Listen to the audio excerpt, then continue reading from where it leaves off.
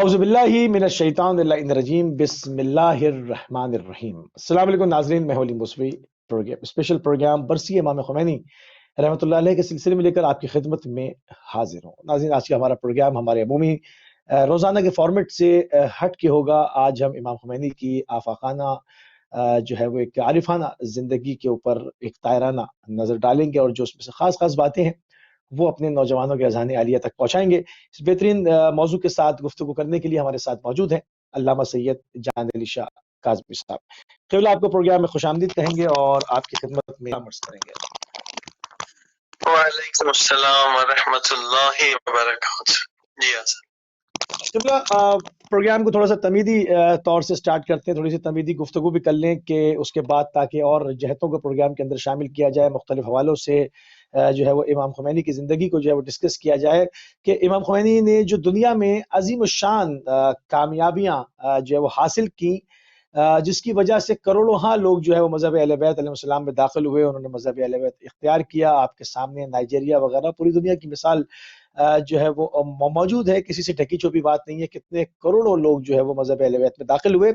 इसके क्या असबाब थे, एक तो इसके ऊपर बात करेंगे और दूसरे जो है वो आपके हम असर जो और भी मुज्तहिदीन थे या इससे पहले भी बहुत गुजरे हैं, मगर जो कामयाबी आपको नसीब हुई है वो तारीख में जो है वो नजर नहीं आती। इसकी क्या वजूहात क्या थी? बिस्मिल्लाहिर्रहमानिर्रहीम। इमाम ख़ुमैनी रहमतुल्लाह अलैह को वाक़ईन जो अज़ीमुश्शान कामयाबियाँ नसीब हुई हैं, वो तारीख़ इस्लाम में किसी और आलिम दीन को नसीब नहीं हुई है।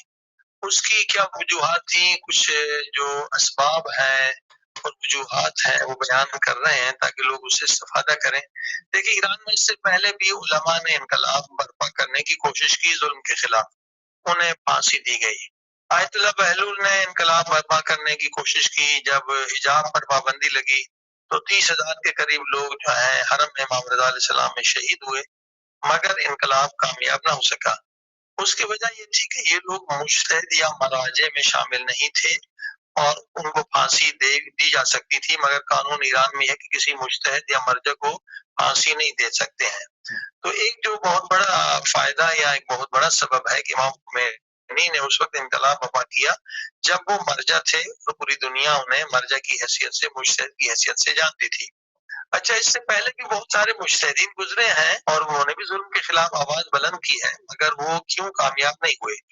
इमाम ख़ुमैनी की जो खुसूसियात हैं वो सिर्फ फ़िक़्ह उसूल में मुज्तहिद नहीं थे, बल्कि फ़लसफ़े में भी मुज्तहिद थे, इरफान इस्लामी में भी मुज्तहिद थे और सियासी उमूर में भी मुज्तहिद थे। हमारे यहाँ बहुत सारी इरफानी शख्सियात गुजरी हैं जो साहिब करामात थे, मगर सियासी शऊर जो है कि दुनिया में क्या हो रहा है और मुसलमानों के क्या हालात हैं, उनसे वो इतने ज्यादा बाखबर नहीं थे। और इमाम ख़ुमैनी को इसके अलावा जो कामयाबी हुई वो हौज़े इल्मिया के अंदर, उस वक्त जब इमाम ख़ुमैनी ने इनकलाब की आवाज बुलंद की तो जो ईरान में हौज़े इल्मिया थे कुम, मशहद, इस्फ़हान में, उसमें उलमा की तादाद जो फारिग हो चुके थे या मशगूल थे, उनकी तादाद तकरीबन 1 लाख के करीब थी। यानी 1 लाख उलमा की फौज और 1 लाख मुबल्लिगीन की फौज जो है, इससे पहले किसी भी मुज्तहिद को नसीब नहीं हुई जिन्होंने इनकलाब बर्पा करने की कोशिश की। लिहाजा इल्म कामिल। लेकिन अगर असल सबब जाने तो एक जो सबसे असल सबब जो है, असल वजह जो है कि इमाम ख़ुमैनी ने अपनी तरबियत इस तरह से की कि अल्लाह के इश्क में, अल्लाह की मोहब्बत में और अहले बैत मोहम्मद वाले मोहम्मद के इश्क व मोहब्बत में अपनी मैं को खत्म किया। ये मैं को खत्म करना जो है सबसे बड़ी कामयाबी थी कि असलन जर्रा बराबर उनके अंदर मैं न थी। आज जो भी लोग लीडर हैं, आप देखेंगे 99% जो लीडर आपको मिलेंगे उनके अंदर मैं होगी, मेरी शोहरत, मेरा मकाम, मेरा मर्तबा, मेरी हैसियत।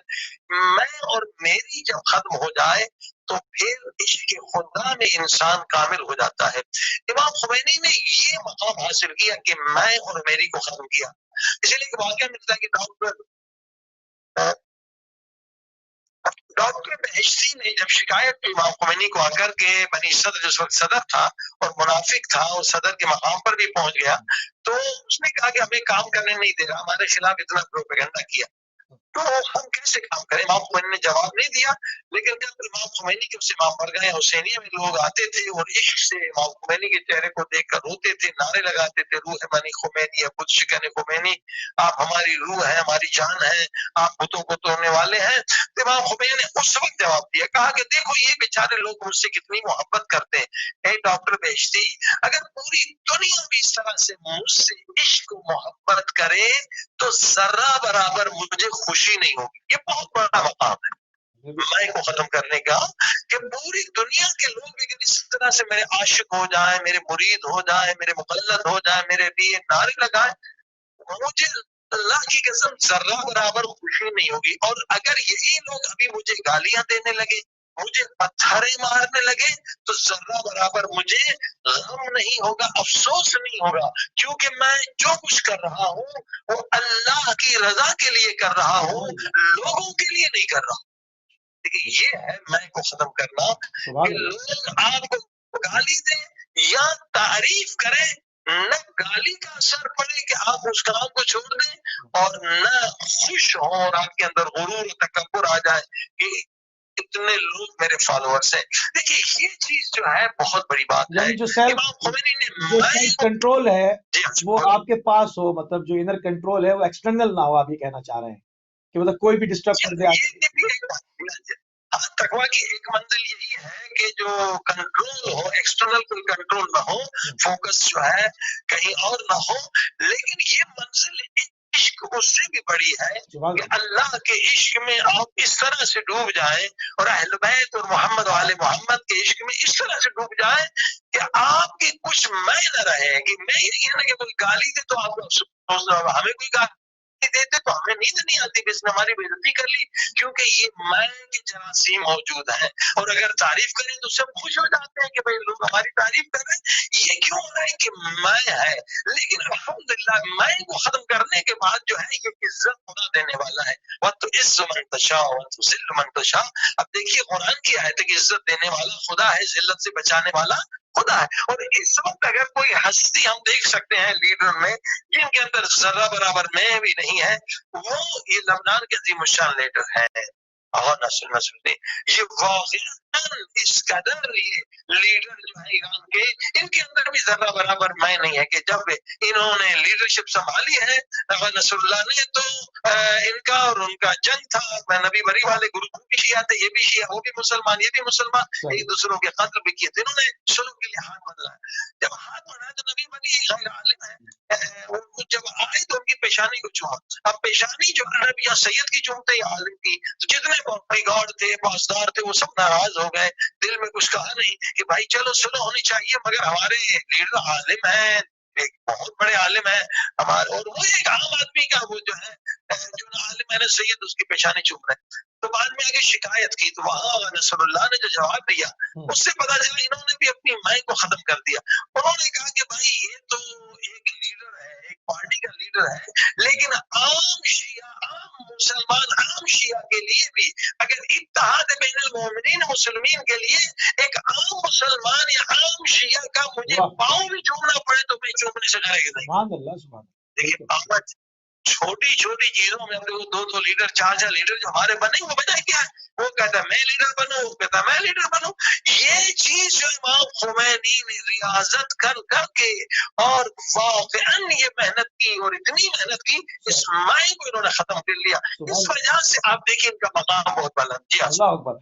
اچھا، ایک ایسے وقت میں نعرہ لگایا جب دنیا پوری تاریکی میں ڈوبی ہوئی تھی، ایک نعرہ لگا لا شرقیہ ولا غربیہ، الاسلامیہ الاسلامیہ، اور انفجار نور ہوا، اس کو دشمن نے پوری کوشش کی کہ وہ اس کو ایران کی سرحدوں کے اندر روک دے، اس کا وہاں گلا گھونٹ دے، کامیاب نہیں ہو سکا، ایران کے اندر وہ نہیں رک سکا، ایران کی سرحدوں کو عبور کر گیا، نہ صرف ایران کی سرحدوں کو عبور کر گیا، وہ جو ہے اب ہم دیکھتے ہیں کہ وہ وائٹ ہاؤس کے چاروں طرف بھی منڈلا رہا ہے، وہ آوازیں لگ رہی ہیں، وہ فکر، وہ نظریات پوری دنیا میں پھیل گئے، ان کی کوئی حدود اور ارباں نہ رہا، وہ تمام جگہ پر پھیل گئے۔ کون کون سے استاد تھے امام خمینی کے کہ جن سے انہوں نے استفادہ کیا، ان کے کچھ اور ان کے جو بڑے اساتذہ تھے ان میں سے کن کن کے لیے مشہور ہے کہ ان کا صاحب زمان حضرت بغداد جو ہے وہ رابطہ؟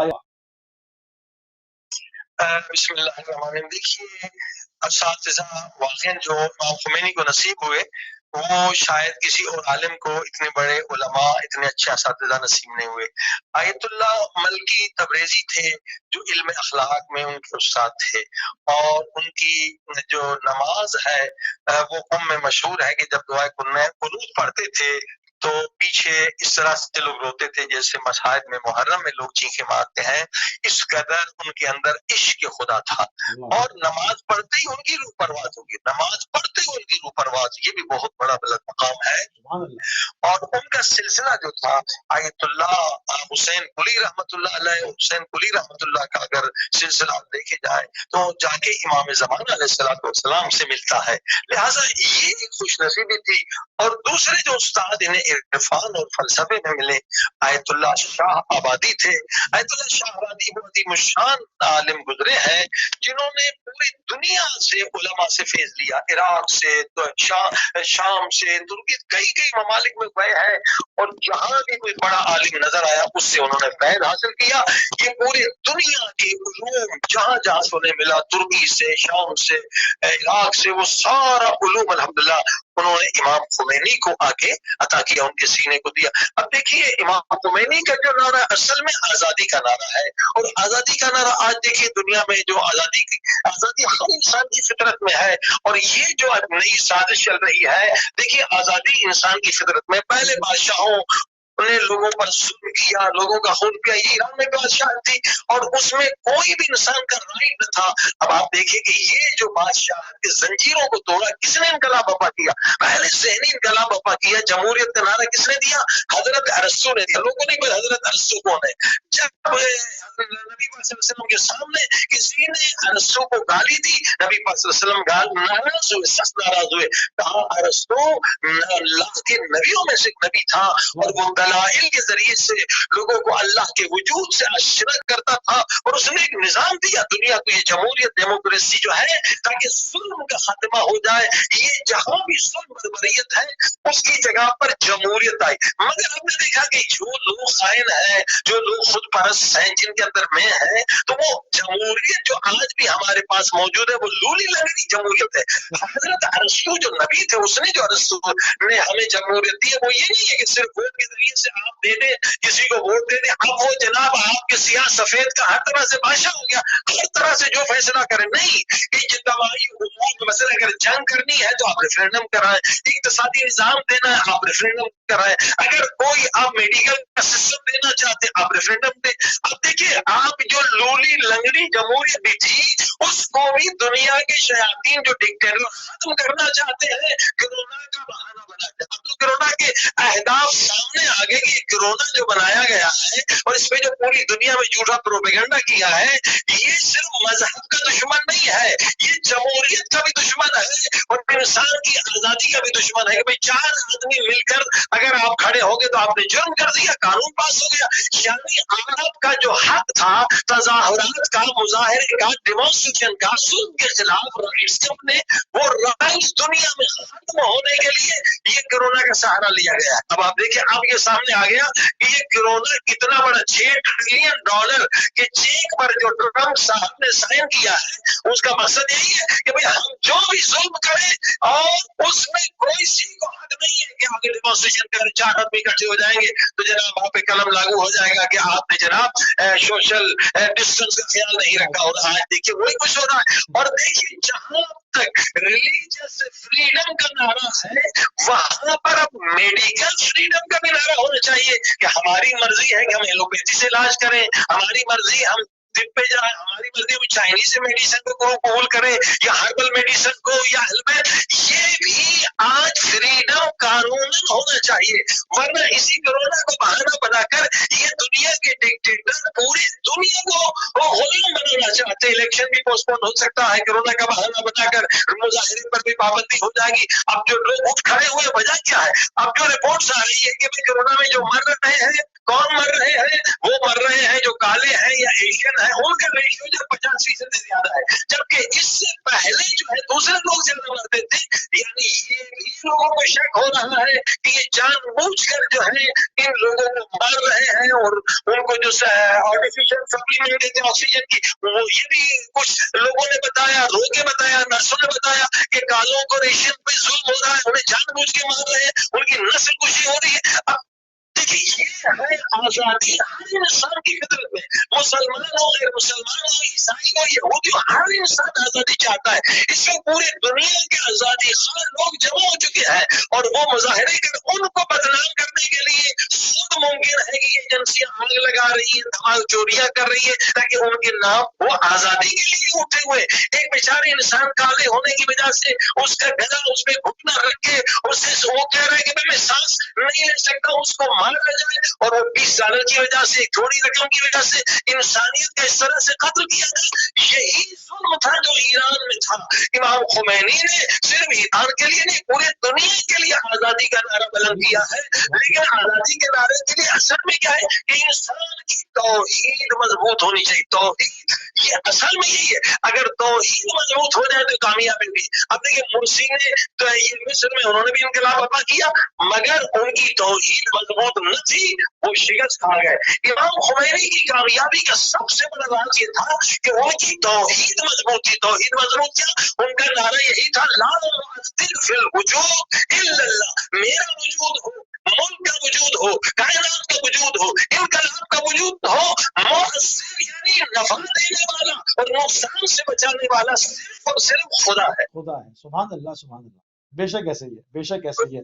अच्छा, जो इमाम खुमैनी की आरिफाना जिंदगी है, वो एक सियासतदान, एक मुदब्बिर, एक फ़क़ीह, एक मर्जे होने के साथ साथ जो है वो एक आरिफ बिल्लाह भी थे। जो इनकलाब की कामयाबी है उसके अंदर आप इरफानी पहलू कितना देखते हैं कि इनकलाब को कामयाब होने में जो सहारा दिया वो इरफानियात का उसमें कितना दखल है? इरफानियात का बहुत बड़ा दखल है। देखिए जब पेरिस में ये कुतुबज़ादा नबी पर ये लोग दुनियादार लोग थे, इन्होंने एक बहुत बड़ी प्रेस कॉन्फ्रेंस की शाह के खिलाफ और उस पर जाहिर है कि प्रेस कॉन्फ्रेंस में बहुत बड़ा खर्चा किया, $1000 का खर्च किया। और इमाम खुमैनी रहमतुल्लाह अलैह की तबीयत इरफानी से वो नावाकिफ थे। इमाम खुमैनी को लेकर आए और वो नमाज मगरिब अजान से समझो 5-10 मिनट का टाइम था। इमाम खुमैनी ने एक सवाल का जवाब दिया और वो खड़े हुए, ये सब परेशान हो गए, कहने लगे कि आहा ये तो बहुत जरूरी है, हमने इतना खर्च किया इस प्रेस कॉन्फ्रेंस से, पूरी दुनिया में इनकलाब आएगा, ये प्रेस कॉन्फ्रेंस का असर, वहां जो लोग इनकलाब के लिए उठ रहे हैं, इनकलाब कामयाब होगा, ये होगा वो होगा। इमाम खुमैनी ने नाराज होकर कहा कि प्रेस कॉन्फ्रेंस मुअस्सिर नहीं है, खुदा मुअस्सिर है। अगर खुदा ने चाहा तो इनकलाब कामयाब होगा, अगर खुदा ने न चाहा तो इनकलाब कामयाब नहीं होगा। मैं नमाज को फजीलत के वक्त से नहीं हटा सकता। अब देखिए ये है इरफानी नुक्ते नज़र, वरना लोग ठीक है नमाज का अदा तो नहीं हो रही है, लेकिन इमाम खुमैनी ने कभी नमाज को जो है फजीलत के वक्त से हट कर अदा नहीं किया। इस तरह से जब वो मशहूर भी नहीं थे मगर आरिफ थे, मरजा भी न थे, उनका मशहूर वाक़या है, पूरे बस के लोग गवाह हैं कि बस में जा रहे थे, बस में जो है नमाज के वक्त लोग ड्राइवर ईरान में रुकते हैं मगर वहां रुकते जहाँ अच्छा खाना मिल जाए, अच्छा रेस्टोरेंट हो, नमाज का वक्त हो गया, इमाम खुमैनी खड़े हो गए, ड्राइवर साहब रोक दे, मुझे नमाज पढ़ा, यहाँ जंगल में पानी नहीं कुछ नहीं, आप कहाँ से कहा मैं खुद बंदोबस्त करूंगा, अगर नहीं रोकते तो मुझे आप उतार दे। उसने थोड़ा शर्म हया की कि आलिम दीन है, कहा अगर पानी का मैं खुद बंदोबस्त करूंगा। इमाम खुमैनी उतरे, कहीं पानी नहीं था, बयाबान था, जमीन पे हाथ लगाया और पानी का चश्मा जारी हुआ। ये इनकी इरफानी कुव्वत थी अल्हम्दुलिल्लाह। और उससे वुजू किया, सब लोगों ने, पूरे बस ने देखा या पानी नहीं था।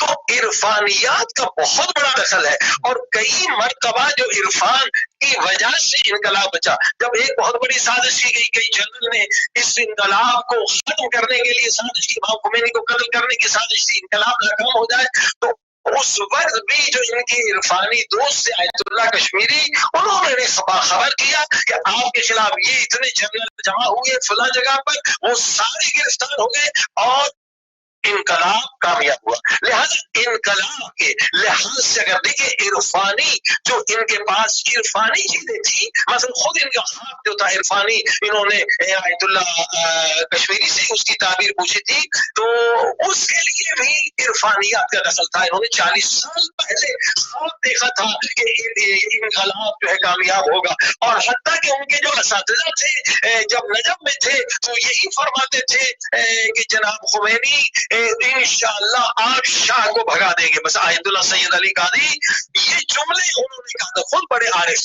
تھے، لہذا عرفانیات کا بہت بڑا دخل ہے. اسی لیے ایران میں جو ہے نا یہ سلسلہ کامیاب ہوا، امام خمینی کامیاب ہوئے، کیونکہ عرفانیات کا بہت بڑا اس میں رول ہے.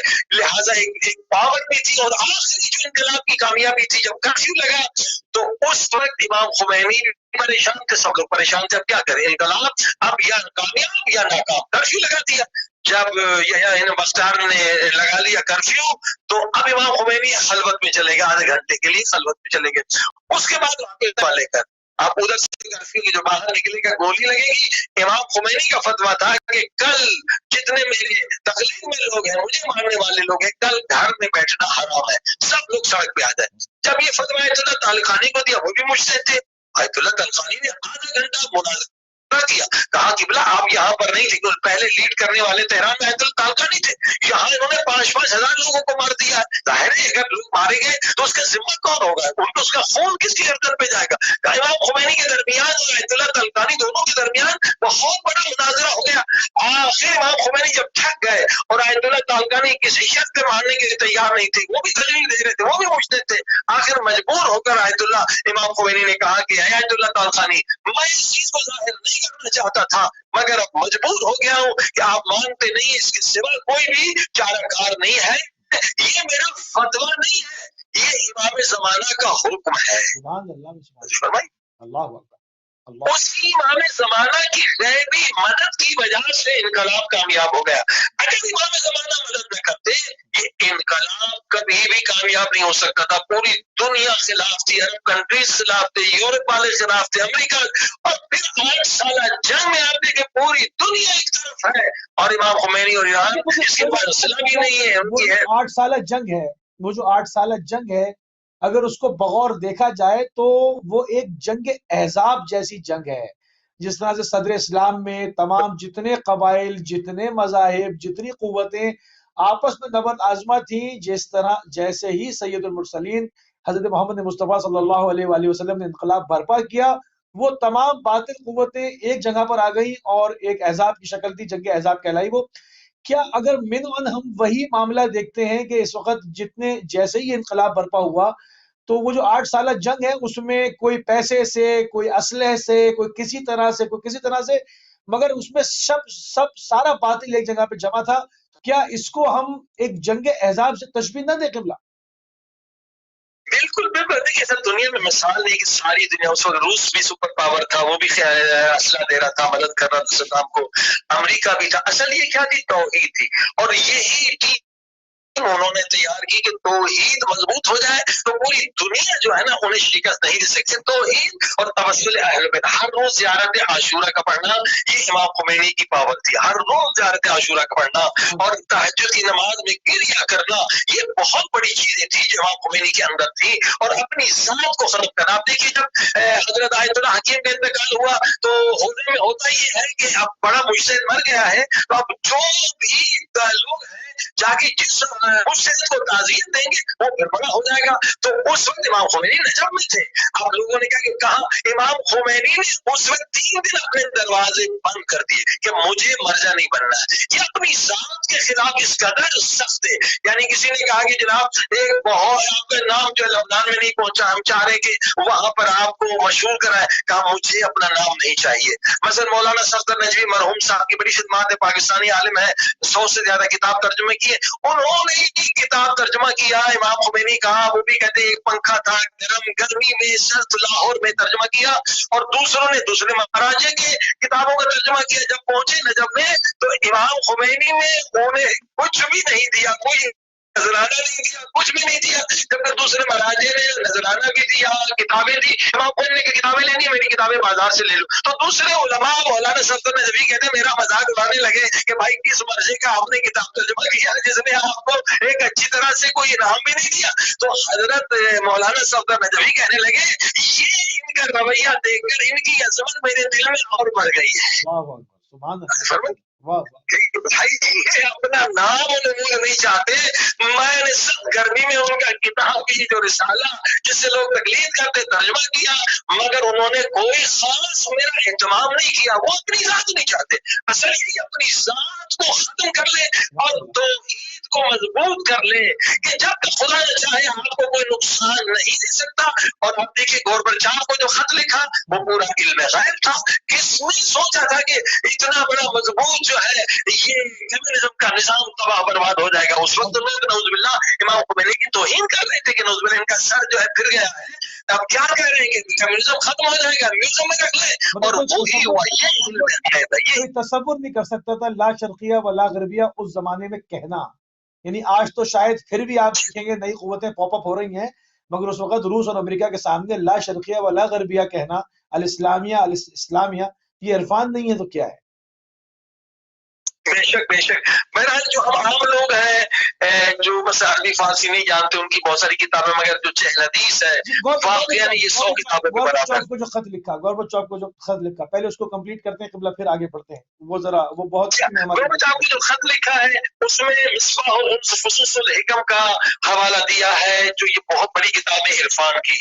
اور اس پہ خود امام خمینی نے شرح بھی لکھی, مصباح الانس فصوص الحکم. ابن عربی کی کتاب, آج کل ابن عربی ایک پاکستان جو ڈرامہ چل رہا ہے لوگ اس سے ذرا آشنا ہو گئے. ابن عربی بہت بڑی شخصیت ہے. شیعہ کہتے ہیں شیعہ ہے, سنی کہتے ہیں سنی ہے, اور صوفی کہتے ہیں صوفی ہے. مگر اسی کتاب سے پتہ چلتا ہے کہ وہ ان کی فقہ جو ہے وہی فقہ ہے جو اہل بیت کی فقہ ہے.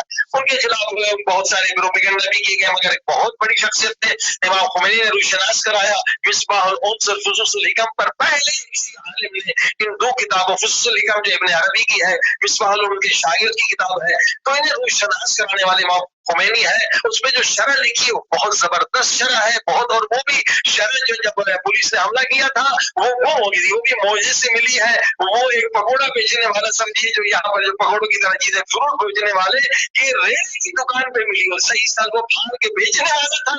وہ کتاب جو امام خمینی نے لکھی تھی وہ الحمدللہ مل گئی اور دوبارہ اسے چھاپا گیا, امام خمینی نے تصدیق کی. تو یہ اسی طرح سے چہل حدیث ان کی نورانی کتاب ہے, اور اس سے انسان بنتا ہے. حب ذات ختم ہوتی ہے, حب شہرت ختم ہوتی ہے. واقعی زبردست کتاب ہے. اور اس کے بعد جو ان کی کتاب زبردست اسرار الصلاۃ ہے اور آداب الصلاۃ ہے. اگر عوام کو ان کے آثار اور ان کے جو افکار سے استفادہ کرنا ہے تو یہ جو آپ بکس بتا رہے ہیں اس کے علاوہ بھی کوئی اور کتابیں ہیں, خاص کون سی کتاب ہے جو آسان بھی ہو, سہل بھی ہو, اور اس سے جو ہے وہ استفادہ کیا جا سکے؟ الحمدللہ دیکھیے سب سے بہترین کتاب چہل حدیث عوام کے لیے بہت آسان ہے. پھر جو نماز میں آداب الصلاۃ اردو فارسی انگلش سب میں ہے, آداب الصلاۃ اسرار الصلاۃ زبردست کتاب ہے. البتہ ان کی تمام تقاریر جو ہے وہ نور کے اعتبار سے چھپ چکی ہے, اردو میں بھی آ رہی ہے, دوسرے زبانوں میں جتنی ان کی تقاریر ہے الحمدللہ وہ مل سکتی ہے. مگر یہ کتاب جو ایک کتاب ہے وہ 100 کتاب کے برابر ہے. چہل حدیث واقعا زبردست ہے. ہم معذرت کھائیں گے, اس وقت نماز کا وقت ہو رہا ہے, ہم تھوڑے سے بریک پر جائیں گے, پھر آپ کی خدمت میں حاضر ہو سکیں. بالکل ٹھیک ہے, بالکل ٹھیک ہے قبلہ. جی ناظرین, آپ جو ہے وہ سماعت فرما رہے تھے ابھی علامہ سید جان علی شاہ کاظمی صاحب کو, اور جو ہے وہ ہمارا گفتگو کا سلسلہ جو ہے وہ جاری و ساری رہے گا. اور ایک مختصر سی بریک پہ ہم جا رہے ہیں, اور بریک سے سید جان علی شاہ کاظمی صاحب موجود ہیں. قبلہ آپ کو پروگرام کہیں گے, آپ کی خدمت میں سلام عرض کریں. السلام ورحمۃ اللہ وبرکاتہ. جی قبلہ, جہاں سے جو ہے وہ گفتگو کا سلسلہ منقطع ہوا تھا وہاں سے جو ہے وہ دوبارہ اس کو جو ہے وہ مربوط کریں گے اپنی گفتگو کو, کہ آپ ذکر کر رہے تھے کہ ہم نے آپ سے سوال کیا تھا, آپ کے محضر میں سوال رکھا تھا کہ جو اگر امام خمینی کی شخصیت کو ان کی عارفانہ زندگی کا مطالعہ کرنا ہو, ان کی جو شجاعانہ زندگی ہے, جو ان کی فقیہانہ زندگی ہے, جو ان کی مجتہدانہ زندگی ہے, جو ان کی ایک سیاسی زندگی ہے, جو ان کی عالمانہ زندگی ہے, جو ان کی حلیم زندگی ہے, جو ان کی یہ بھرپور جو ہے وہ ان کے افکار اگر سمجھنے ہوں تو کن کتابوں کا مطالعہ کیا جائے جو آسان بھی ہوں؟ قبلہ اپنی گفتگو کو یہاں مکمل کریں تاکہ پھر ہم مختلف اور جہتوں کو پروگرام میں شامل کریں. بسم اللہ. بسم اللہ الرحمن الرحیم. رحمۃ اللہ علیہ کی جو ہے تقریباً 25 کے قریب کتابیں ہیں, اور ان کا اکثر ترجمہ ہو چکا ہے. لیکن ان کی سیرت پہ بھی الحمدللہ کوئی 8-10 کتابیں جو ہیں وہ لکھی گئی ہیں. کیونکہ اہل بیت کے لیے تو ہم کہتے ہیں بھئی اہل بیت تو معصوم ہیں، ہم معصوم نہیں ہیں، ہم ویسے نہیں کر سکتے۔ غیر معصومین میں اگر سیرت دیکھنا ہے اور اس زمانے میں دیکھنا ہے تو امام خمینی رحمۃ اللہ علیہ کی سیرت بالکل ایک بہترین نمونہ ہے، ہمارے لیے بہترین آئیڈیل ہے۔ اب دیکھیے جو بھی ہماری دنیا میں ناکامیاں ہوتی ہیں، کسی لیڈر کی ہوں، کسی شخص کی ہوں، تو دو وجوہات ہوتی ہیں ناکامی کے۔ دو سبب ہے، ایک خوف ہوتا ہے، خوف، فیئر جو ہے یہ انسان کو کامیاب نہیں ہونے دیتا ہے، غیر خدا کا خوف، لوگوں کا خوف، بدنامی کا خوف، یہ مختلف خوف ہوتے ہیں۔ اور دوسرا کرٹیسائز لوگ کریں گے، اعتراض کریں گے، یہ دونوں چیزیں جو ہے امام خمینی نے عشق خدا میں ختم کر دی تھی۔ نہ انہیں کسی خوف کا، ظالم کا خوف تھا، نہ جابر کا، نہ لوگوں کی کرٹیسائز کا خوف تھا۔ میں دو واقعے بتاتا ہوں کہ جب امام خمینی کو گرفتار کرنے آئے تو 2 بجے رات کو ملٹری نے حملہ کیا، اور دروازہ توڑنا اور وہ بیچارے جو خادم تھے ان کو مارنا، خون میں اس کو نہانا دینا، لہو کرتا تھا، اور اس حالت میں بربریت خوف پیدا کرنا تھا، شور شرابہ کرنا۔ امام خمینی نے کہا ان کو کیوں مارتے ہو، مجھے آ کے گرفتار کر لو۔ تو امام خمینی کو گرفتار کر لیا اور پہلے بہت بڑا جو ہے نا دہشت پھیلائی، دروازے کو توڑنا، یہ کرنا وہ کرنا۔ لیکن امام خمینی کہتے ہیں جب مجھے گرفتار کر کے گاڑی میں بٹھایا، کرنل جنرل میرے ساتھ بیٹھے تھے، لے کے جا رہے تھے تہران، تو میں نے ذرا اپنے دل کو دیکھا کہ میرے دل میں کوئی خوف ہے ان کا، تو کہا میں نے خدا کا شکر ادا کیا کہ ذرہ برابر یہ فوج کا اور ان کی دہشت کا ذرہ برابر میرے دل میں خوف نہیں تھا۔ اور پھر میں نے ان کے چہروں کو دیکھا تو وہ تو پاور میں تھے، ان کے چہروں پر خوف تھا۔ تو یہ ایک ولی خدا کی نشانی ہے کہ خوف نہیں ہونا چاہیے، یہ ان کی سیرت میں۔ پھر ان کی سیرت میں ایک چیز جو بہت زبردست ملتی ہے کہ جب وہ نجف میں آئے تو نجف میں کیونکہ زیادہ 80% کا یہ جو شہریہ جو خمس کا پیسہ آتا تھا وہ آتا تھا ایران سے، لہٰذا ایرانی طلبا جو تھے ان کو سارے مراجع خمس تھوڑا زیادہ دیتے تھے کہ بھائی انہی کے علاقے سے آتا ہے یہی لے کے آتے ہیں۔ امام خمینی نے آگے اس اصول کو توڑ دیا، کہا نہیں جتنے بھی ہیں ان کو عادلانہ ملے گا، چاہے ایرانی ہو غیر ایرانی ہو، چاہے افغانی ہو پاکستانی، سب کو شہریہ برابر ہم دیں گے۔ اور اس کو جب ایرانیوں نے سنا تو بعض ایرانیوں کو برا لگا کہ بھائی اگر ایسا ہوا تو پھر ہمارے کو نقصان ہوگا، تو ایک بڑے کو لیڈر بنا کے بھیجا کہ بھائی جا کے وہاں خمینی سے کہیں کہ بھائی یہ علماء کا دستور آپ اس کو نہ توڑیں کیونکہ خون زیادہ تو ایران سے آتا ہے۔ تو امام خمینی نے ان سے صرف ایک جملہ کہا اور انہیں بھگا دیا کہ آپ میرے مرجع ہیں یا میں آپ کا مرجع ہوں، کہ آپ مجھے مشورہ دے رہے ہیں، تم چلا۔ یعنی دلیل امام خمینی کی یہ تھی کہ اگر کسی شہر سے، ملک سے اگر شہریہ نہیں آتا تو کیا پھر اس طالب علم کو کچھ نہیں دیا جائے گا؟ اب دیکھیے انہوں نے کبھی بھی خوف نہیں کھایا کہ پبلک مطلب پوری دنیا ایک طرف ہے یہ ایک طرف ہے۔ جب بھی عدالت کی بات ہوئی، انصاف کی بات تھی، شریعت کی بات تھی، وہ کہتے بال کے برابر بھی شریعت کے خلاف کام نہ کیا جائے۔ پھر ان کی سیرت میں جو 6-7 کتابیں وہ زبردست ہیں ہماری تربیت کے لیے، کہ ایک غریب بیچارہ آیا تھا، اس کے پاس کچھ پیسے کی کمی تھی، کچھ مشکلات تھی، بیماری تھی، تو ان کو رقم دینا تھی۔ امام خمینی نے اپنے بیٹے سے کہا کہ مجھے کل یاد دلانا کہ مجھے ان کو رقم بھیجنا ہے۔ اب کل جب آیا، دوسرا دن جب آیا تو اس دن امام خمینی کا بیٹا شہید ہو گیا، مصطفیٰ خمینی کو شہید کر دیا گیا، تو پورا جو ہے وہاں فرش عذاب بچ گئے، رونا پیٹنا ہو گیا۔ تو اب ظاہر ہے کہ ادھر خیالی لوگوں کا ہٹ گیا۔ تو تھوڑی دیر کے بعد امام خمینی نے ذرا غضب سے اپنے بیٹے کو دیکھا، بیٹا نے کہا مجھے بابا کیوں غضبناک ہو کے دیکھ رہے ہیں؟ آخر اشارہ کیا، کہا کہ مومن کا کام ہے وعدہ نبھانا، آپ نے وعدہ کیا تھا کہ مجھے یاد دلانا ہے کہ اس غریب کو پیسہ دینا ہے۔ میں کہا مجھے یاد بابا اس غم میں تو وہ چیز میں بھول گیا، کہا نہیں وعدہ نبھانا واجب ہے، یہ رقم لے لو جا کے انہیں دے۔ وہ رقم جب اس غریب کے گھر پہ پہنچے تو انہیں بھی پتا تھا کہ امام خمینی کا بیٹا آج شہید ہوا ہے، تو ان کی بھی شیخیں نکلی کہ امام خمینی وعدے کے کتنے پورے ہیں۔ تو یہ اتنی زبردست چیزیں ان کی سیرت میں، یہ 6-7 کتابیں جو اسٹوریز ہیں کہ کس طرح سے مثلا بیوی سے ان کا ملنا جلنا تھا، اور کس طرح سے بچوں کی تربیت تھی، اگر گھر میں کوئی یہ کاکروچ سوس آ گیا تو انہیں اٹھا کے باہر پھینکتے تھے کہ انہیں بھی جینے کا حق ہے، اللہ نے جو مخلوق خلق کی ہے بیکار نہیں خلق کی ہے، انہیں بھی جنہیں انہیں باہر پھینک دیتے، اور ان کے لباس جو تھے 3 ابا کبا ہوتی تھی، اس سے زیادہ نہیں، ایک پہنتے تھے، ایک تیار ہوتی تھی، دوسری دھلنے جاتی تھی. یہ ساری جو زندگی ان کی ہے وہ زبردست ہے، نمونہ ہے بالکل. ہم ان 6-7 کتابوں کو پڑھ لیں کہ پیری سے جی ان کے انتقال کے بعد جو انقلاب جو ہے وہ جن سطور کے اوپر آگے بڑھا، اس حوالے سے آپ کیا کہیں گے کہ جو امام خامنئی کی قیادت ہے اس میں ایک عظیم کامیابیاں ہمیں دیکھنے کو ملی؟ کیا یعنی جو ویژن امام خمینی کا تھا کیا وہ بالکل اسی طرح سے انہی خطوط کے اوپر، انہی سطور کے اوپر، انہی طریقوں کے اوپر کامزن ہے؟ کیا کہیں گے آپ؟ آپ دیکھیے نا کہ یہ جو امام خمینی کے بعد آیت اللہ خامنئی نے امریکہ کے اوپر حملہ کر کے ان کے منہ پہ تھپڑ مارا ہے، ان کے سب سے نئے اور سوفسٹس بہت ہی سائنٹیفیکل جو ان کی ترقی تھی وہ جہاز مار گرایا ہے، یہ واقعاً مدیریت جو ہے خامنئی کی ہے کہ اس قدر ماشاءاللہ دفاع میں انہوں نے مضبوط کر دیا ایران کو کہ اب کسی کی ہمت نہیں ہے کہ ایران پہ حملہ کر سکے. اور یہ سیاسی بصیرت اور ان کی مدیریت ہے کہ الحمدللہ کہ تحریم یعنی اس قدر پابندیوں کے باوجود بھی ایران ترقی کر رہا ہے اور ہر فیلڈ میں الحمدللہ ترقی کر رہا ہے. اور انشاءاللہ اگر پوری دنیا کے مومنین مل کے آگے بڑھیں گے تو یہ امام زمانہ علیہ السلام کے ظہور کے لیے ایک بہت بڑا مرکز بنے گا. کیونکہ امام زمانہ جب آئیں گے تو کہاں آئیں گے؟ ایک مرکز تو ہونا چاہیے، ایک حکومت تو ہونی چاہیے. امام کی جو غیبت میں جانے کے اسباب ہی یہی ہے کہ لوگ حفاظت نہ کر سکے 11 اماموں کی، وہ شہید ہو گئے.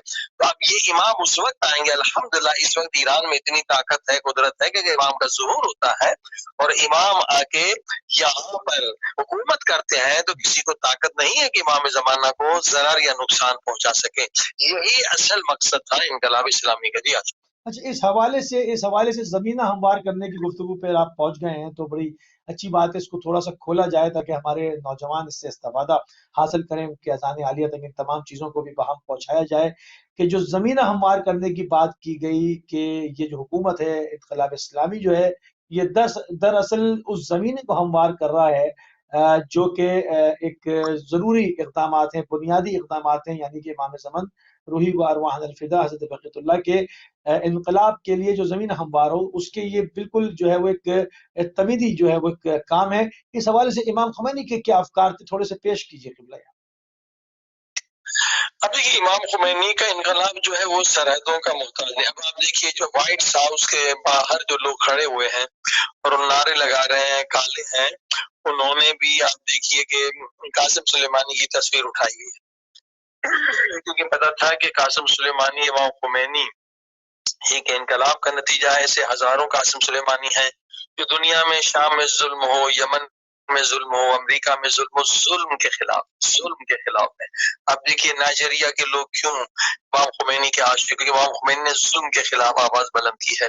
لہٰذا اب آپ دیکھیے یہ آواز جو ہے، حق کی آواز جو ہے، یہ وائٹ ہاؤس تک پہنچ چکی ہے. اور الحمدللہ کالوں کی ہمیشہ حمایت کی ہے. امام خمینی نے جو کالوں پہ ظلم ہوا ہے، تاریخ میں جو ان پر ظلم ہوا ہے اور کس طرح سے ماضی میں ان پر ظلم ہوا اور کس طرح سے آج ان پر ظلم ہو رہا ہے، تو انشاءاللہ اب دیکھیے یہ انقلاب تو آئے گا پوری دنیا میں. امام زمان یہاں پہ قبلہ ایک سوال ہے کہ جو امریکہ میں لوگ اس وقت قیام کر رہے ہیں وہ مطالبہ یہ نہیں کر رہے ہیں کہ جی ڈونلڈ ٹرمپ صاحب استعفیٰ دے دیں یا اس کو برطرف کر دیں اس کو برطرف کر دیں.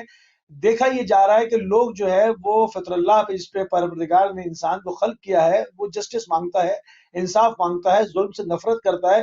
لوگ امریکہ میں اس وقت ظلم کے خلاف، یعنی سسٹم جو نظام ایک غیر عادلانہ ہے، نظام ظلم ہے، اس نظام کے خلاف قیام کر رہے ہیں. کیا یہ انقلاب اسلامی کی کامیابی نہیں ہے؟ حالانکہ امریکہ پیسے دے کر احتجاجات کرواتا رہا ہے، یہاں پر بغیر پیسوں کے اس فیلنگز کے اوپر جو پروردگار نے اندر ایک جمبا انسان کے ودیت کر دیا ہے، اس آواز کو لبیک کہہ کر لوگ باہر آئے. کیا کہیں گے آپ؟ بالکل دیکھیں کیپٹلزم میں یہ حالت ہے کہ ایک آدمی ارب پتی ہے اور دوسرا آدمی کے پاس کھانا نہیں ہے. ہم کئی مطلب امریکہ گئے 10 سال مسلسل گئے تو وہ بیچارے وہ کارڈ لے کے بیٹھے ہوتے تھے، بھائی ورک جو ہے مجھ سے کام لے لو پر مجھے کھانا دے دو. اور سخت سردی میں لوگ کس طرح ٹنل میں رہتے ہیں، کس بری حالت سے رہتے ہیں. کہ یہ ظلم نہیں ہے کہ ایک آدمی ارب پتی ہو اور ایک آدمی کے پاس کھانے کا دیے بھی کچھ نہ ہو. اور اس قدر قانون میں جو ہے اگر جو ہے کوئی آدمی پیسے والا ہے ظلم بھی کر لے تو جیل میں بھی اس کے لیے بنگلے بنائے جاتے ہیں، جیل میں بھی وہی سہولتیں دی جاتی ہیں، اسے کوئی فرق نہیں ہوتا ہے وہ جتنا بھی ظلم کر لے. مثلا یہ ڈاکٹر فوجی جو ہزاروں لاکھوں آدمی کا قاتل ہے، یہ وائرس بنانے والا ہے، ایبولا اس نے بنایا، HIV اس نے بنایا، دیکھو بڑے مزے سے کر رہا ہے. یہ ظلم کا ہے، ظلم کی بازار ہے. اور وہاں کے لوگوں پر خود آپ کتنے ظلم، ریڈ انڈین پہ کتنا ظلم ہو رہا ہے، انہیں کیا رائٹس مل رہے ہیں جن کا اصل ملک ہے. پہلے بھی ان کو قتل کیا گیا، اب انہیں دوسرے طریقے سے قتل کر رہے ہیں. وہ کہیں آپ کو نظر 10 سال ہم امریکہ گئے، ہمیں ایک مرتبہ ایک ریڈ انڈین جو ہے وہ جہاز میں ملا تھا. وہ اپنے محلے سے باہر ہی نہیں نکلتے، بیچاروں کو تباہ برباد کر دیا، ان پہ ظلم کر رہے جن کا اصل ملک ہے. تو اب یہی جہاں پر منیسوٹا میں جو سب سے بڑا جو ہنگامہ ہوا، منیسوٹا میں ہم گئے تھے تو 3 لاکھ لوگوں کو زندہ دفن کیا تھا. اس ظلم کس قدر پہلے بھی ہوا ہے، ماضی میں 3 لاکھ ریڈ انڈین کو زندہ ظلم کیا گیا. تو یہ سب تاریخ سامنے ہے. جو لوگ کالے کہہ رہے بھائی تم نے پہلے ریڈ انڈین پہ ظلم کیا، پھر کالوں پہ ظلم کیا، اب بھی جو ہے ظلم ظلم ظلم سے ہی سلسلہ بڑھ رہا ہے. تو ظاہر ہے کہ آواز بلند ہوگی اور جو بھی ظلم کے خلاف ہے وہ ان کا لیڈر ہوگا. یہ ریڈ انڈین نے کے زمانے میں ہم امریکہ میں تھے، جلوس نکالا تھا اور سارے ریڈ انڈین کے ہاتھوں میں امام خمینی کی تصویر تھی کہ یہ مجاہد ہے جس نے ظلم کے خلاف آواز بلند کی ہے، جو مظلوموں کی حمایت کرے. تو یہی انقلاب امام زمانہ ہو گیا. امام مہدی علیہ السلام پوری دنیا کے مظلوم. ابھی وینزویلا کا معاملہ آپ کے سامنے ہے، پوری دنیا نے ہاتھ اٹھا دیے. ایک آئل رچ کنٹری ہے، مگر اس کو جو ہے وہ اس کی اپنی ضرورت کے مطابق بھی جو ہے وہ استفادہ نہیں کرنے دے رہے تھے. جو اصل اس کی زمین کے اندر پروردگار نے ایک طاقت و قدرت کا منبع رکھا ہے، وہ اس تک بھی ہاتھ نہیں پہنچا پا رہا تھا. صرف ملت اسلامیہ نے جو ہے وہ انقلاب اسلامی نے اس کو جو ہیلپ کی اور تمام پابندیوں کو جو ہے وہ خاطر میں نہ لاتے ہوئے، دھوس و دھمکیوں کو خاطر میں نہ لاتے ہوئے، پامال کرتے ہوئے وہاں پر جو ہے وہ اپنے ٹینکرز پہنچائے. یہ تو سب کے سامنے ہے. اب اس کے اثرات مزید اور کیا دیکھ رہے ہیں؟ اس وقت عوام ظلم کے خلاف تو قیام کر رہے ہیں، اس میں کتنا عرصہ لگے گا ان کو باقاعدہ امام خمینی کی فکر کو سمجھنے میں؟ کیونکہ ان کے ایک میڈیا نے جو ایک نیگیٹو پروپیگنڈا کیا ہے، دہشت گرد بنا کر جو ہے وہ شخصیات کو پیش کیا گیا ہے، تحریکوں کو دہشت گردی کا نام دیا گیا ہے. جیسے آپ کے سامنے لبنان کی حزب اللہ ہے، اس کو وہ باقاعدہ دہشت گرد ڈکلیئر کرتے رہتے ہیں. اصل تصویر کب عیاں ہوگی صحیح سے، جس کو ہم کہتے ہیں؟ دیکھیے یہ ہے کہ ہم لوگ کتنی تبلیغ کرتے ہیں. یہاں پر ہمارے دوست ہیں لیگن ہوزے، امریکن ہیں، یہ پہلے اصل کمیونسٹ تھے، خدا کو بھی نہیں مانتے تھے. جب ایران کا انقلاب آیا تو ہیوسٹن میں یہ فلسفی کے پروفیسر تھے، تو دیکھا کہ لڑکے جو ہیں نعرے لگا رہے امام خمینی کا انقلاب بھی کامیاب ہو گیا. تو اس نے کہا بھائی لینن اور انہوں نے تو ہمیں یہ بتایا تھا کمیونزم کے لیڈر نے کہ مذہب حافی میں اس سے انقلاب نہیں آ سکتا، تو یہ کیسے انقلاب کامیاب ہو گیا؟ پھر اس نے کہا میں نے پڑھنا شروع کیا شیعہ کو، ہم نے دیکھا شیعہ پورا انقلاب ہے، امام پہلے بھی شہید ہیں، دوسرے امام بھی شہید ہیں، ان کے 11 کے 11 امام ظلم کے خلاف آواز بلند کی، انہوں نے شہید. پھر وہ فلسفی تھے، ملا صدرہ کی کتاب فلسفے پڑھنے لگے. اس وقت تقریباً ان کو 30 سال ہو گئے ہیں، الحمدللہ مسلمان بھی ہو گئے. اس کی وجہ سے بیوی نے طلاق لے لی، بچے الگ ہو گئے، مگر انہوں نے کوئی پرواہ نہیں کی اور آیت اللہ مصباح یزدی کے ادارے بھی رہے ہیں، پڑھا بھی رہے ہیں. اب ہم نے ان سے پوچھا تھا کہ بھئی اس وقت آپ نے 30 سال سے ماشاءاللہ آپ نے اسلام اور حقیقی اسلام، اہل بیت کا اسلام، اس کا مطالعہ کیا ہے، آپ ایک فلسفی، ایک پروفیسر ہیں، ایک عام انسان نہیں ہے، بتائیے کہ جتنی جو معلومات آپ نے حاصل کی ہے، اگر اتنا ہی علم جو ہے اگر امریکنز کو مل جائے تو کیا اس کا نتیجہ ہوگا؟ تو انہوں نے یہ جواب دیا کہ جتنا علم میں نے حاصل کیا ہے اسلام کے بارے میں، اصل اسلام کے بارے میں، اہل بیت اسلام کے بارے میں یقین کے ساتھ کہتا ہوں کہ اگر امریکنز کو بھی اتنا علم دیا جائے تو 80% امریکنز بھی مومن اور مسلمان ہو جائیں گے. بتائیے، کہتے کہ 80% امریکنز مومن مسلمان ہو جائیں گے. دیکھیں جو قابل تعریف امر ہے وہ سب کے سامنے ہے کہ اگر وہاں پر مارا ہے، وہ ایک سیاہ فام کو مارا ہے، جوائڈ رائٹ کو، کہ آئی کانٹ بریتھ کے نام سے جو اس کی موومنٹ چل رہی ہے پیس اینڈ جسٹس کے لیے. مگر ہم یہ دیکھتے ہیں کہ اس میں اس کی حمایت میں صرف سیاہ فام نہیں آئے، بلکہ ایک کثیر تعداد سیاہ فام سے بھی زیادہ، ان سیاہ فاموں سے بھی زیادہ جو ہے وہ سفید فام اس کے حق میں کھڑے ہوئے. تو یہ دل زندہ ہونے کی نشانی ہے کہ لوگ حق کو طلب کر رہے ہیں. یہ الحمدللہ ایک اچھا سائن ہے کہ لوگ جو ہے وہ انصاف کا تقاضا کر رہے ہیں. ابھی ان کے قلب اتنے مردہ نہیں ہوئے. देखिए इतना बड़ा जुलूस और इतनी बड़ी जो है ना वो हंगामा आ रही कभी नहीं। वजह ये है कि लोग समझ रहे हैं कि लॉकडाउन करके ये इंसानों के राइट्स खत्म कर रहे हैं। ये तो बहाना है कोरोना। कोरोना तो इसको मारने वाला कितना है, 0.1 लोगों को मार सकता है, मगर उससे बहाना बनाकर ये असल में पूरा दोबारा फिरौनी, निमरूदी, यजीदी टेररिज्म निजाम लाना, टेररिस्ट बनने, खुद टेररिस्ट हुकूमत बनना चाहती है, एक फिरौन बनना चाहती है कि इंसानों को जो जमहूरियत इतनी कुर्बानियों के बाद और इतने तबलीग के बाद, जो अरस्तू की मेहनत के बाद जो हमें जमहूरियत, तो लोली लंगड़ी जमहूरियत भी नसीब हुई है, उस जमहूरियत को खत्म करना चाहते हैं। असली सिर्फ एक मसला नहीं है कि लोगों को पता है कि भाई झूठ बोल रहे हैं कि अस्पताल भरे में जब गए तो फिल्म भरे तो अस्पताल खाली थे। अब ये झूठ जाहिर हो गया कि कोरोना एक बहाना है।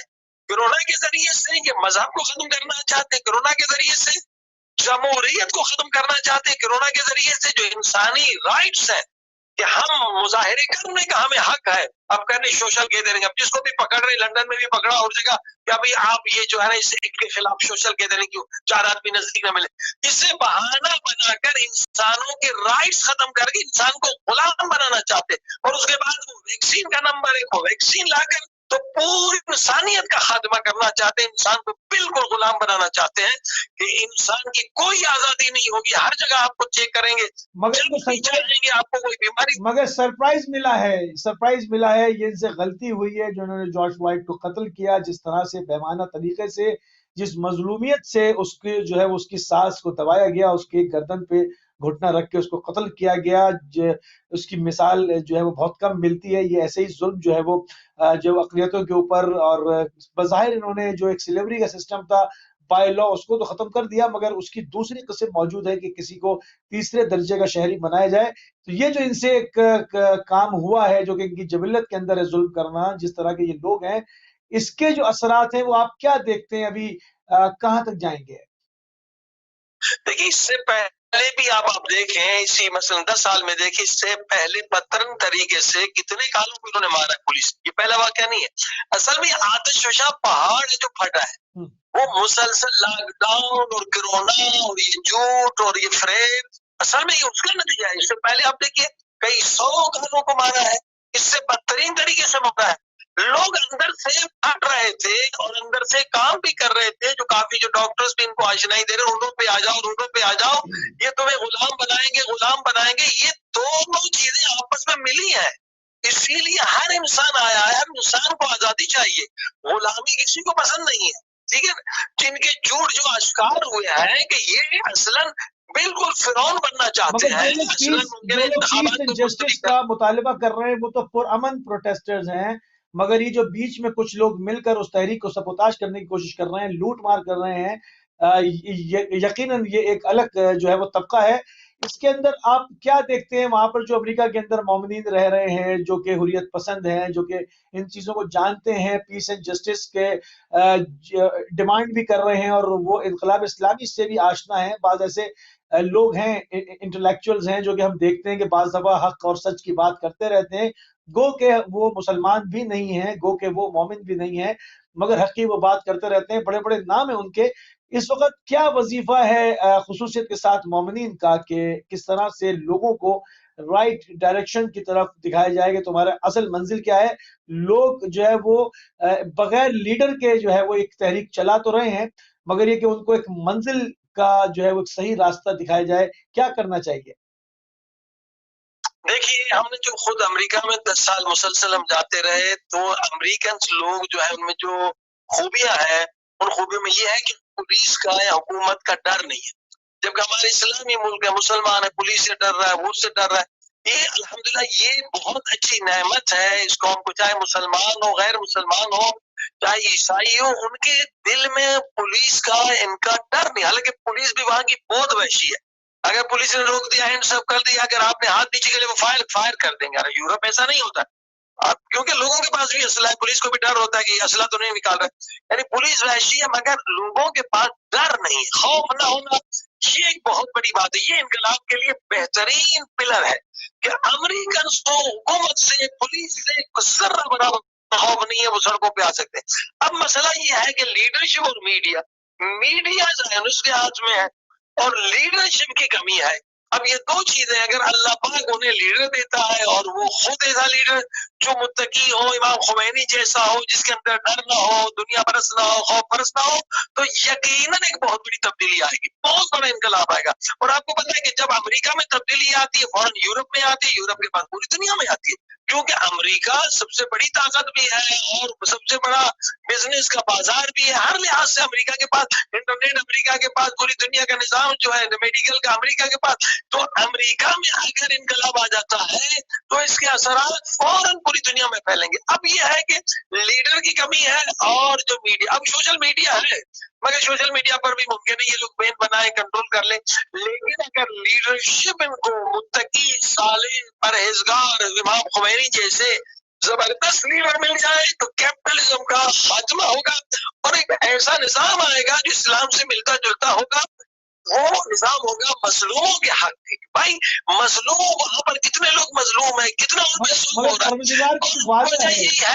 پروردگار کا تو وعدہ ہے کہ وہ مستضعفین کو قوت عطا کرے گا، اور ہم دیکھ رہے ہیں کہ اس صدی میں امام خمینی نے جو انقلاب برپا کیا اس کے اثرات بھی ہم دیکھ رہے ہیں. اس کی پوری دنیا کے اندر ہم ان افکار کا پرچار بھی دیکھ رہے ہیں کہ خدا مستضعفین کو قوت عطا کر رہا ہے، اور ہر گزرتے ہوئے دن کے ساتھ، ہر گزرتی ہوئی گھڑی کے ساتھ مستضعفین جو ہے وہ قوی تر ہوتے چلے جا رہے ہیں. تو یقیناً کوئی نہ کوئی تو راہ نکلے گی قبلہ، وہ بھی خدا کی مخلوق ہیں اور انصاف مانگ رہے ہیں.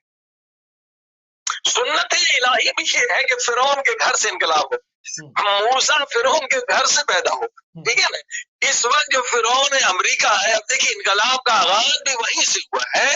اور سنت پروردگار یہی ہے کہ جہاں مرکز شر ہے، جہاں مرکز فساد ہے، مرکز فتنہ ہے، تو پوری دنیا کا امن کو تباہ کر رہے تھے. پورا شام تباہ کر دیا امریکہ نے. ایک گھر سالم نہیں ہے، کتنے لاکھوں لوگ بیچارے در بدر ہیں، کتنے لاکھوں لوگ مارے گئے ہیں. اب یمن کو تباہ کر رہے ہیں. یہ ہر جگہ جو شریر ہے کون ہے؟ امریکہ، فرعون امریکہ ہے، اور دوسرے بھی اس کے پیچھے اس کے دم بنے رہتے ہیں. تو انشاءاللہ جو سنت الہی ہے کہ جو مرکز شیطانیت و فرعونیت ہے وہی موسیٰ پیدا ہوگا.